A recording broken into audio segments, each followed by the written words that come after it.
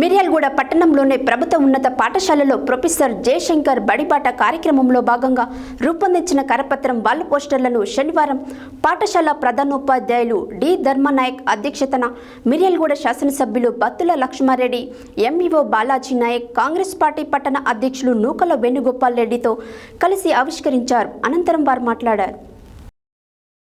మిర్యాలగూడ పట్టణంలోని ప్రభుత్వ ఉన్నత పాఠశాలలో నిర్వహించిన ప్రొఫెసర్ జయశంకర్ బడిబాట కార్యక్రమంలో భాగంగా రూపొందించిన కరపత్రము, వాల్ పోస్టర్ను పాఠశాల ప్రధానోపాధ్యాయులు డి ధర్మనాయక్ అధ్యక్షతన మిర్యాలగూడ శాసనసభ్యులు బత్తుల లక్ష్మారెడ్డి, ఎంఈఓ బాలాజీ నాయక్, కాంగ్రెస్ పార్టీ పట్టణ అధ్యక్షులు నూకల వేణుగోపాల్ రెడ్డితో కలిసి ఆవిష్కరించారు.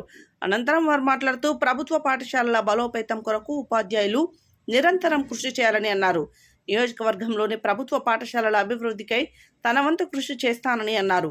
ప్రభుత్వ ఉన్నత పాఠశాల మిర్యాలగూడ వారు ప్రచురించిన కరపత్రము, వాల్ పోస్టర్ను చూసి కార్పొరేట్ స్థాయిలో కరపత్రము రూపొందిస్తారని పాఠశాల సిబ్బందిని, ప్రధానోపాధ్యాయులను ప్రత్యేకంగా అభినందించారు. ఈ కరపత్రం ప్రచురించిన దాతలు ఝాన్సీ హాస్పిటల్ నిర్వాహకులు డాక్టర్ మూడవ విజయేందర్, డాక్టర్ ఝాన్సీ లక్ష్మీబాయి, కె పాండు నాయక్ను ప్రత్యేకంగా శాలువాతో సన్మానించి అభినందించారు.